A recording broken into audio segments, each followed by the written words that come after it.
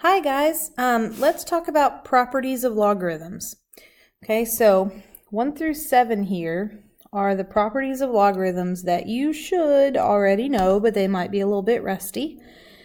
The first 3 are kind of sort of just evaluating logarithms. Okay, in other words, the number 1 says log of any base, doesn't matter the base. Anytime you take a log of 1, you get 0. Anytime you take the log base number matches the number you're taking the log of, you will always get 1. Because remember, a log says what exponent do you put on a. So what exponent do you put on a 3 to get a 3? A 1. What exponent do you put on a 7 to get a 7? 1. Okay? Number 3 deals with the fact that logs and exponentials are inverses of one another. And so the log base a of a to the x cancels, and you get just x. Okay? 5, 6, and 7 are the big ones, right? Number 5 says when you take the log of two things that are multiplied, m times n, you can split that up into 2 logarithms using addition in between. When you take the log of two things that are divided, m divided by n, you can rewrite that as a log of two things subtracted, 2 separate logs with a minus sign in the middle. And number 7 is what we commonly use as a p. They've used an n, but it's plogging. If I have, let's say, the log of 10 squared, I could rewrite that as 2 times the log of 10. Okay, I can take the exponent, the power, the p, and put it down in front. Okay, so what does this look like? For some actual problems, what would all of this look like using all of these properties? Okay, so if we have the log base 4 of 8 on the square root of x over 3, okay, that is two things that are divided. 8 on the square root of x divided by 3. So I'm going to split those up. I'm going to write this as the log of 8 on the square root of x minus the log of 3. Two things divided get split into 2 logarithms with a minus sign in the middle, which is perfect and wonderful, but I can even go further because now I have two things multiplied. And remember, I can split that into 2 logarithms with a plus sign in the middle. Square root of 6 minus log base 4 of 3. Okay, which again looks lovely and is correct.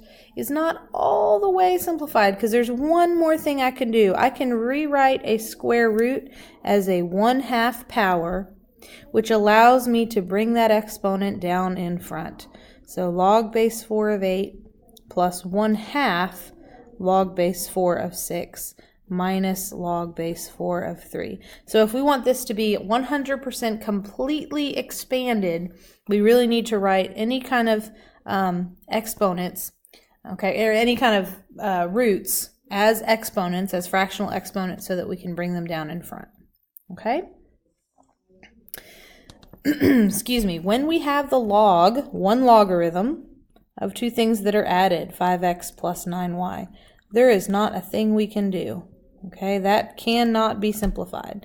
If those two things were multiplied, I could split it into 2 logs using addition, but when those two things are added inside of a log, that is already completely simplified. Okay, now here's an interesting one. Log base 7. I'm going to go ahead and write all these powers as exponents. The square root of x is x to the 1/2. The cubed root of y is y to the 1/3. W to the 5th, and the square root of z is z to the 1/2.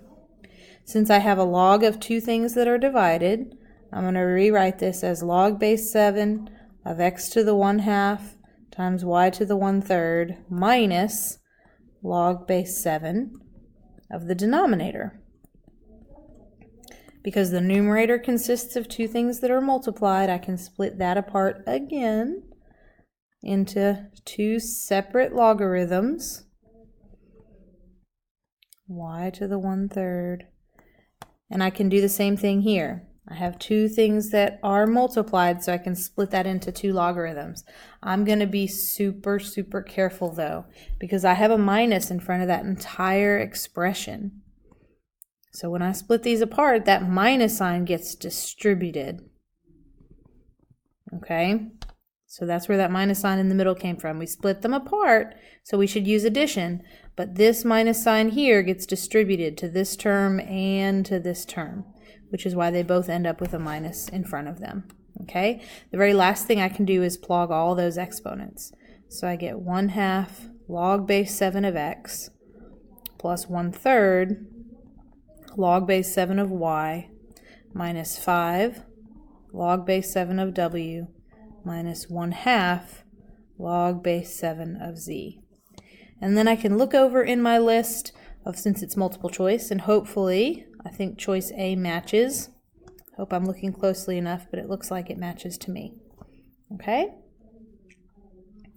All right, what about going backwards? If I'm going too fast for you, please feel free to pause this video and you can take a look, or you can rewind and listen to me go through that problem again. Excuse me. So what if we're going backwards? So this is already all expanded. 4 times log base a of x minus 6 times log base a of y to the 5th. Okay, and I want to combine. I want to write this as one logarithm. So I need to go do everything I did before, but in reverse. So the first thing I'm going to do is plug. So I get log base a of x to the 4th minus log base a of y to the 5th to the 6th. Remember, we raise a power to a power, we multiply. So now I have two logs separated with a minus sign.